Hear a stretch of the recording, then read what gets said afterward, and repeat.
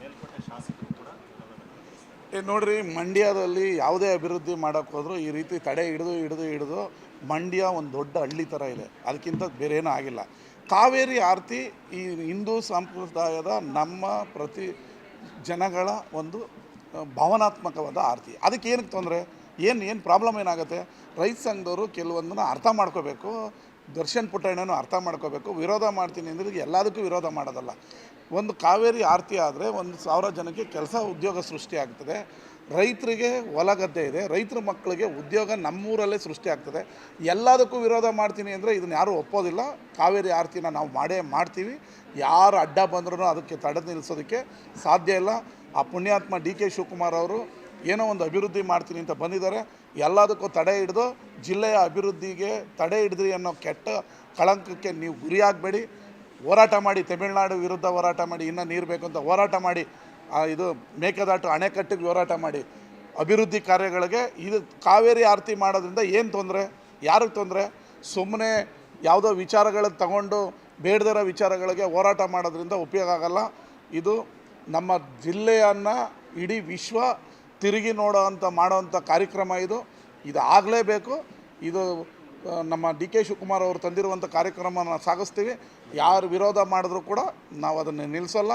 ಮುಂದಿನ ಅಕ್ಟೋಬರ್ನಲ್ಲಿ ಏನು ದಸರಾ ಇದೆ, ಆ ಸಂದರ್ಭದಲ್ಲಿ ಈ ಆರತಿಯನ್ನು ಮಾಡ್ತೀವಿ.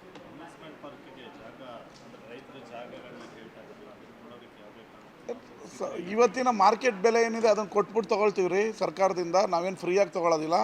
ಅಮ್ಯೂಸ್ಮೆಂಟ್ ಪಾರ್ಕ್ ಬರೋದ್ರಿಂದ 2,500-3,000 ಕೋಟಿ ರೂಪಾಯಿ ಇನ್ವೆಸ್ಟ್ಮೆಂಟ್ ಆಗುತ್ತೆ.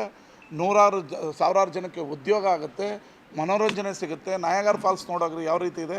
ಇದರಿಂದ ಅಣೆಕಟ್ಟಿಗೆ ಏನು ರೀ ಸಂಬಂಧ? ಭದ್ರತೆ ಇಲ್ವೇನು ರೀ? ಏನು ಪ್ರಾಬ್ಲಮ್ ಏನು? ಸುಮ್ಮನೆ ವಿರೋಧ ಮಾಡ್ತೀನಿ ಅಂತೇಳಿ ರಾಜಕಾರಣಕ್ಕೆ ವಿರೋಧ ಮಾಡಬಾರ್ದು. ಉದ್ಯೋಗ ಸೃಷ್ಟಿ ಆಗುತ್ತೆ. ಮಂಡ್ಯವನ್ನು ಇಡೀ ವಿದೇಶಿಗರು ಬರ್ತಾರೆ, ಜನ ಬರ್ತಾರೆ, ನೋಡ್ತಾರೆ. ಯಾವುದೋ ಕಾರಣಗಳಿಗೆ ವಿರೋಧ ಮಾಡೋದಕ್ಕೆ ನಾವಿಲ್ಲ. ಅಮ್ಯೂಸ್ಮೆಂಟ್ ಪಾರ್ಕ್ಗೂ ಮಾಡ್ತೀವಿ, ಕಾವೇರಿ ಆರತಿನೂ ಮಾಡ್ತೀವಿ. ಯಾರು ತಡೆದ್ರೂ ನಾವು ಅದಕ್ಕೆ ಸೊಪ್ಪಾಕಲ್ಲ. ಏನು ಕಾರಣ ಅಂತ ಅವರೇ ವಿರೋಧ ಮಾಡೋರು. ಎಲ್ಲದಕ್ಕೂ ವಿರೋಧ ಮಾಡ್ತಾಯಿದ್ರೆ ಕಾರಣ ಸಿಗಲ್ಲ. ರಸ್ತೆ ಮಾಡ್ತೀನಿ ಅಂದರೂ ವಿರೋಧ, ಅಮ್ಯೂಸ್ಮೆಂಟ್ ಪಾರ್ಕ್ ಮಾಡ್ತೀನಿ ಅಂದರೂ ವಿರೋಧ, ಕಾವೇರಿ ಆರತಿ ಮಾಡ್ತೀನಿ ಅಂದ್ರೆ ವಿರೋಧ, ಒಂದು ಕಾರ್ಖಾನೆ ತರ್ತೀವಿ ಅಂದರೂ ವಿರೋಧ. ಆಗಲ್ಲ ರೀ. ಮಂಡ್ಯ ಹಳ್ಳಿ ಥರ ಇದೆ. ಅಭಿವೃದ್ಧಿ ಆಗಬೇಕು. ಅಭಿವೃದ್ಧಿಗೆ ನೀವು ಮಾರ್ಕ್ ಆಗಬೇಡಿ. ರೈತ ಸಂಘದವ್ರಿಗೆ ನೇರ ಹೇಳ್ತೀವಿ, ಮಾರ್ಕ್ ಆಗಬೇಡಿ. ಅಭಿವೃದ್ಧಿ ಮಾಡಿ. ರೈತರ ಪರನೂ ಇದ್ದೀವಿ. ರೈತರಿಗೂ ಕಾಲುವೆನೂ ನಾವೇ ಅಭಿವೃದ್ಧಿ ಮಾಡ್ತಾ ಇರೋದು. ಅಭಿವೃದ್ಧಿ ಕಾಮಗಾರಿಗಳನ್ನೂ ನಾವೇ ತರ್ತಾ ಇರೋದು. ಸುಮ್ಮನೆ ವಿರೋಧ ಮಾಡಬೇಡಿ. ವಿರೋಧ ಮಾಡೋದ್ರಿಂದ ಲಾಭ ಇಲ್ಲ. ನಿಮ್ಮ ಮಕ್ಕಳಿಗೆ ಉದ್ಯೋಗ ಇಲ್ಲೇ ಸಿಗಬೇಕು. ಇವತ್ತು ಪಾಪ ನೀವು ಹೋರಾಟ ಮಾಡಿ ಬದುಕ್ತಾ ಇದ್ದೀರಿ. ನಿಮ್ಮ ಮಕ್ಕಳಿಗೆ ಉದ್ಯೋಗ ಮಂಡ್ಯದಲ್ಲಿ ಕೊಡಬೇಕು. ನಾವು ಮಂಡ್ಯದಲ್ಲಿ ಕೊಡಬೇಕಾದ್ರೆ ಅಮ್ಯೂಸ್ಮೆಂಟ್ ಪಾರ್ಕ್ ಬರಬೇಕು, ಕಾರ್ಖಾನೆಗಳು ಬರಬೇಕು. ಸುಮ್ಮನೆ ವಿರೋಧ ಮಾಡ್ತೀವಿ. ವಿರೋಧ ನಾನು ಮಾಡಬೇಕು ಅನ್ನೋ ಅಭ್ಯಾಸದಿಂದ ಮಾಡಬೇಡಿ. ಬ್ರ್ಯಾಂಡ್ ಬೆಂಗಳೂರು ಒಂದಿನದಲ್ಲಿ ಮಾಡೋಕ್ಕಾಗಲ್ಲ ರೀ. ಈಗ 20,000 ಕೋಟಿ ಅಂಡರ್ ಪಾಸ್ ಮಾಡ್ತಾಯಿದ್ದೀವಿ, ಟನಲ್ ಮಾಡ್ತಾಯಿದ್ದೀವಿ. ಈಗ ಮಂಡ್ಯ ನನ್ನ ಕ್ಷೇತ್ರಕ್ಕೆ ಎಷ್ಟು ಕೋಟಿ ಬಂದಿದೆ ಗೊತ್ತಾ ನಿಮಗೆ? ಇತಿಹಾಸದಲ್ಲಿ ಬಂದಿಲ್ಲ. 2 ವರ್ಷದಲ್ಲಿ ದುಡ್ಡು ಬಂದಿದೆ.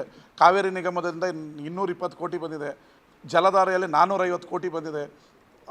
ಅಂಪಾಪುರ ಪವರ್ ಸ್ಟೇಷನ್ಗೆ 600 ಕೋಟಿ ಬಂದಿದೆ. ಇದೆಲ್ಲ ದುಡ್ಡಲ್ವಾ? ಮಂಡ್ಯ ಸಿಟಿಲಿ ಕಾಮಗಾರಿ ನಡೀತಲ್ವ? ಈಗ ಮಂಡ್ಯ ಮುಖ್ಯ ರಸ್ತೆ ಆಯ್ತಪ್ಪ, ಜನತಾದಳದವರು BJP ವಿರುದ್ಧ ಯಾಕೆ ಮಾಡಿಲ್ಲ? 33 ಕೋಟಿಯಲ್ಲಿ ನಾವು ಅಭಿವೃದ್ಧಿ ಮಾಡ್ತಾಯಿಲ್ವಾ? ತಂದಿಲ್ವಾ? ಸುಮ್ಮನೆ ಅವ್ರಿಗೇನು ಕನ್ಫ್ಯೂಸ್ ಮಾಡ್ಕೊಂಡು ಜನದ ಹತ್ರ ಕನ್ಫ್ಯೂಸ್ ಮಾಡ್ಕೊಂಡು ಓಡಾಡ್ತಾ ಇರ್ಬೋದು. ಓಡಾಡಲಿ. ಅಭಿವೃದ್ಧಿ ಆಗ್ತಾಯಿದೆ. ಬ್ರ್ಯಾಂಡ್ ಬೆಂಗಳೂರು ನಾಳೆ ಬೆಳಗ್ಗೆ ಒಳಗಡೆ ಮಾಡೋಕ್ಕಾಗಲ್ಲ. ಅದಕ್ಕೆ ಡಿ.ಕೆ. ಶಿವಕುಮಾರ್ ಅವರೇ ಉಸ್ತುವಾರಿ ಸಚಿವರಿದ್ದಾರೆ. ಅದಕ್ಕೆ ಹಣ ರಿಲೀಸ್ ಮಾಡ್ತಾಯಿದ್ದಾರೆ. ಟನಲ್ ಆಗ್ತಾಯಿದೆ, ಫ್ಲೈಓವರ್ ಆಗ್ತಾಯಿದೆ.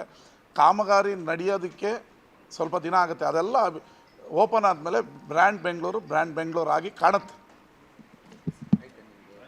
ಏನು ಮಾಡ್ತಿದ್ದಾರೆ ನಿಮ್ಮ ಡಿಪಾರ್ಟ್ಮೆಂಟ್? ಕ್ಲಬ್ಬು ಮತ್ತು ವೇಷಕರ ಈ ಎರಡು ಮಂಡ್ಯದಲ್ಲಿ ಜಾಸ್ತಿ ಆಗಿದೆ.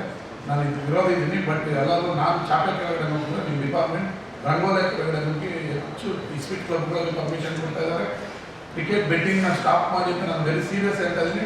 ಅವ್ರ ಜೊತೆ ಮಿಂಗಲ್ ಆಗಿ ಬೆಟ್ಟಿಂಗ್ ನಡೆಸ್ತಾ ಇದ್ದಾರೆ ನಿಮ್ಮ ಇನ್ಸ್ಪೆಕ್ಟರ್, ಸಬ್ ಇನ್ಸ್ಪೆಕ್ಟರ್ಗಳು. ಮತ್ತು ಇವತ್ತು ಪೇಪರ್ ಒಂದು ಮಾನ ಹರಾಜಾಗ್ತಿದೆ ಮಂಡ್ಯದಲ್ಲಿ. ಒಡಮಾಡಿ ಅವ್ರು ಬಂದು ಇಟ್ಕೊಟ್ಟಿದ್ದಾರೆ. ನೀವು ಅವ್ರು ಏನು ಮಾಡ್ತಾರೆ ಅಂತ ಬಂದಿಲ್ಲ. ವೆರಿ ಸೀರಿಯಸ್ ಆ್ಯಕ್ಷನ್ ಒಂದು ವಾರದಲ್ಲಿ ಆಗಲೇಬೇಕು. ಅದನ್ನು ನೋಡಲೇಬೇಕು. ಇದನ್ನು ನಾವು ಸಹಿಸ್ಕೊಳ್ಳೋ ಸಾಧ್ಯನೇ ಇಲ್ಲ. ಕ್ಲಬ್ಗಳು ಅನಧಿಕೃತ ಕ್ಲಬ್ಗಳು ನಡೆಸೋದು, ವೇಷವಾಟಿಕೆ ಅಂದರೆ ಕ್ರಿಕೆಟ್ ಬೆಟ್ಟಿಂಗ್. ಹುಡುಗರಂತೂ ದಿನ ರಾತ್ರಿ ಆದರೆ ನನಗೆ ನಾವು ಸೂಸೈಡ್ ಮಾಡ್ಕೊತೀವಿ ಅಂತ. ನನ್ನ ಮೊನ್ನೆ ವಿದೇಶದಲ್ಲಿದ್ದೆ ಏರ್ಪೋರ್ಟಲ್ಲಿ ಕೂತಿದ್ದೀನಿ, ಒಬ್ಬ ಬ್ಲೋ ಅಂತ ಹೇಳ್ತಾನೆ ಸೂಸೈಡ್ ಮಾಡ್ಕೊಳ್ತೀನಿ. ಏನು ಅಂದರೆ ಕ್ರಿಕೆಟ್ ಬೆಟ್ಟಿಂಗಲ್ಲಿ ಈ ಬುಕ್ಕಿಗಳು ಅವ್ರ ಹತ್ರ ಚೆಕ್ ಇಸ್ಕೊಂಡಿರ್ತಾರೆ, ಆಸ್ತಿ ಬರ್ಸ್ಕೊಂಡಿರ್ತಾರೆ, ಬೈಕ್ ಇಸ್ಕೊಂಡಿರ್ತಾರೆ, ಇವರೇನೋ ದುಡ್ಡು ಬರುತ್ತೆ ಅಂತ ಆಡ್ತಾರೆ. ನೀವು ವೆರಿ ಸೀರಿಯಸ್ ಆಗಿ ಬುಕ್ಕಿಗಳನ್ನ ಮಟ್ಟ ಹಾಕಿಲ್ಲ, ಯಾವ ಬುಕ್ಕಿ ಯಾರಿಗೆ ಅನ್ನೋದು ಎಲ್ಲರೂ ಗೊತ್ತು. ಅವ್ರ ಜೊತೆ ತಿಂಗಳಿಗೆ ಇಷ್ಟು ಅಂತ ಫಿಕ್ಸ್ ಮಾಡ್ಕೊಂಡಿದ್ದಾರೆ ನಿಮ್ಮ ಇನ್ಸ್ಪೆಕ್ಟರ್ಗಳು, ನನ್ನ ಹೆಸರು ಹೇಳೋದ್ರ ಅವ್ರನ್ನ ಮಟ್ಟ ಹಾಕಲ್ಲ. ಅವ್ರಿಗೆ ನಾವೇ ನಾನು ಇಲ್ಲಿ ಮಾತಾಡೋದಂದ್ರೆ ಎಮ್.ಎಲ್.ಎ ಸ್ಟ್ರಾಂಗ್ ಹೇಳಿದ್ದಾರೆ, 2 ದಿನ ನಿಲ್ಲಿಸಿ ನಾವು ಆಮೇಲೆ ನಾನು ಆರ್ಗನ್ ನೋಡ್ತಿದ್ದ.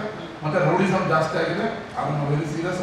ಮತ್ತು ರೌಡಿಸಮ್ ಹಳ್ಳಿಯಲ್ಲಿ ಹೋಗಿದೆ, ಹಳ್ಳಿಯಲ್ಲಿ ಗಲಾಟೆ ಆಗ್ತಾಯಿದೆ.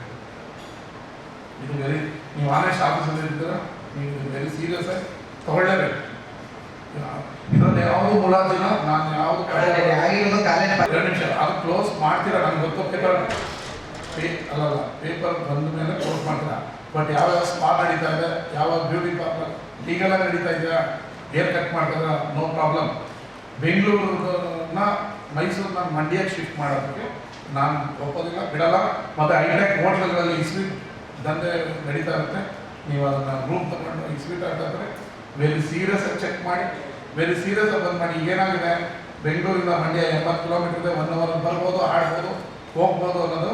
ಆಮೇಲೆ ಮಂಡ್ಯಕ್ಕೆ ಕೆಟ್ಟ ಹೆಸರು ಹೋದರೆ ನಾವು ಸಹಿಸ್ಕೊಡೋಕ್ಕಲ್ಲ. ಅದು ನನ್ನ ಕಾಲದಲ್ಲಿ ಏನಾಗುತ್ತೆ, ನಾವು ಯಂಗ್ಸ್ಟರ್ ಇದ್ದೀವಿ, ನಾವು ತೊಂದರೆ ನಾವು ಸಪೋರ್ಟ್ ಮಾಡಿಲ್ಲ. ಅದನ್ನು ಹುಡುಗ ಎಮ್.ಎಲ್.ಎ ಆದ, ಅವನು ಹುಡುಗಾಟ ಎಲ್ಲ ಹುಡುಗರು ಈ ರೀತಿ ಮಾಡೋದಕ್ಕೆ ಬೆಂಬಲ ಕೊಟ್ಟ ಅನ್ನೋದು ಬರುತ್ತೆ. ನನ್ನ ಮೇಲೆ ನಾವು ಮಾಡಿಲ್ಲ ಅಂದ್ರೆ ನನ್ನ ಮೇಲೆ ಬರುತ್ತೆ, ಯಾಕಂದರೆ ನಮ್ಮ ಏಜ್. ನೀವು ವೆರಿ ಸೀರಿಯಸ್. ನೆಕ್ಸ್ಟ್